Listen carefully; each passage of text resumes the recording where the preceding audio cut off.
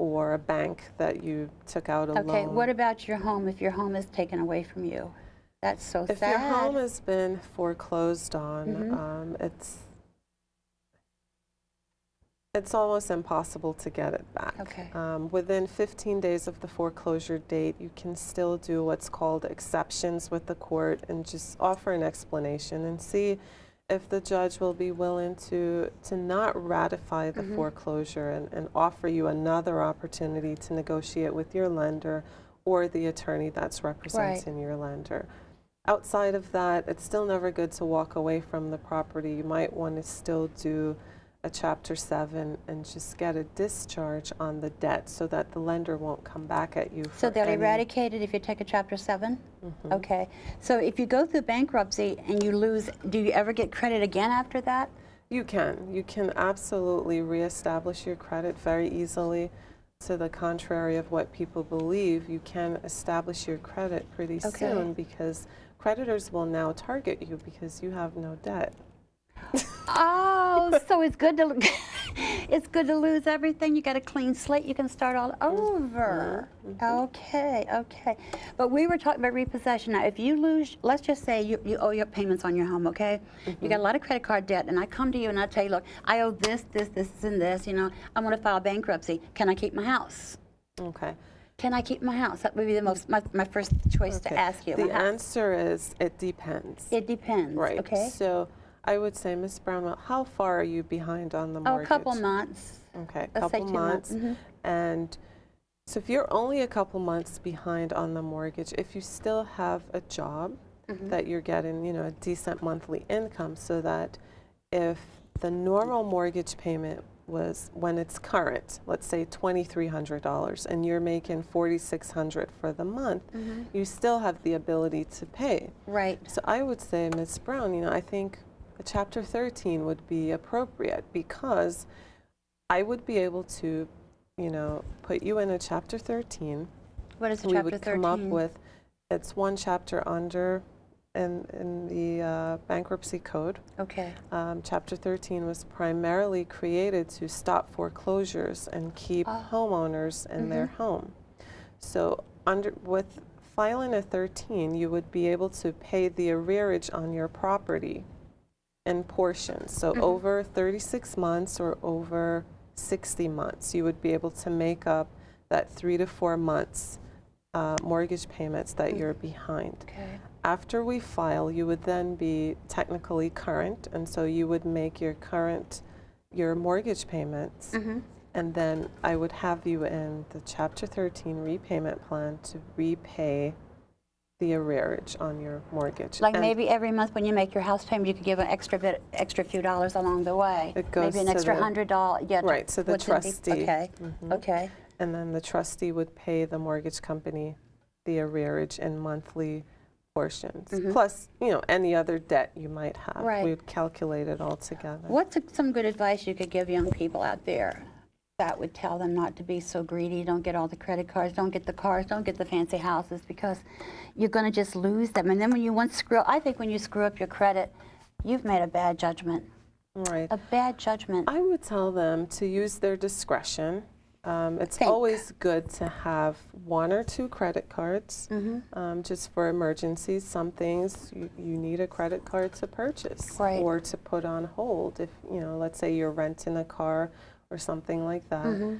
But just to use your discretion.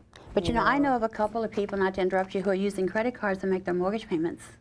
Right, that's going to be a vicious cycle. You see, maybe you have a $2,500 credit card limit and your payment for your home is $24. That only pays 1 month. And then you've got 2 bills. And you're still on the hook. You're still on the hook and you're sinking.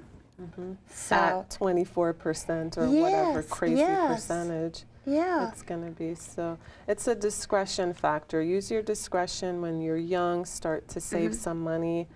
Don't enter into too much debt. And if you do that, you'll be fine. If you do that, you'll be fine. My father used to say you should never spend more than what you make. Because you need to be saving some. You also. need to have a little bit. I call it a kitty. Everybody has a little kitty. I have a little box that I do keep money in, and nobody knows about it. Well, they know about it now. But anyway, I make sure that if I don't run out of anything, you know, I'm always careful about that. You know, the thing, Rowena, that makes me so PO'd about all of this is I hate to hear a husband and a wife get into an argument. It's your fault. Why did you have to go and do that? Or it's your fault. It ends up in a divorce. The children are hurt. They are, you know, it's just ridiculous what one stupid car or one stupid house can do to your whole life. And a couple credit cards. One car, one house, and 3 credit cards. Yeah. It ruins a whole family. It ruins your life, too. Your whole life is down. Because the wife looks down on him, and he looks down on her. And I the think children are now split. Yes. Visiting mom on the weekends or visiting dad on the weekends, because now there's a custody and child support order. And then the drug rate is going very high. I've talked to some teenagers, I won't say who, but they're making great money selling crack on the corner. See, there's money for that kind of thing. Anything that's going to make you feel good fast. You know, instead of working through your It's a quick fix.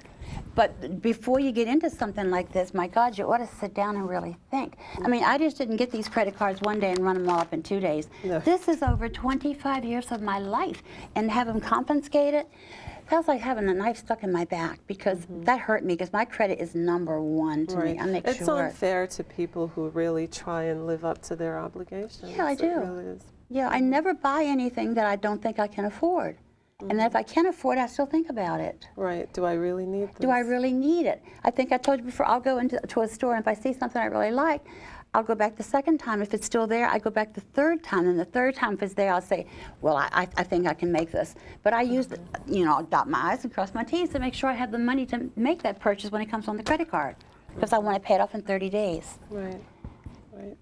So now, you know, if you don't, you have a choice. I mean, you don't, whatever amount the creditors left you with, you can continue to use it. You can appeal to them. I will never use this. No. They will, you know, reopen. No, I won't go your line kissing of anybody credit. behind. You know, I earned this, lady, and I'm not going to go kiss your behind and ask you, please give me back my card when I didn't do a damn thing to lose it. Right. So, you know, that's going to be your personal choice. Yeah, it there's might other affect banks. your credit score a little bit. Yes, I'm sure it does. It does, yeah. I had an 850 credit score. That's a wonderful credit score. Absolutely. It was perfect, It's just about. unheard of. But mine was perfect. Can you believe our time is up? No. Yes, and I had another hour I wanted to do. But you know, I'm really glad I got to do this, because like I said, half the night I was up. And I call you, and you're right here with me. And Well, I can't wait to see what the reaction is. you know, I gonna hope be. people will really, you know, see this for what it is. It's you know, it's advice, because is. I'm not here to go blow off about debts, but Well, I I want think we gave some good advice. I think we did, and I want to thank all my viewers for watching. And until next time. I think we gave good advice.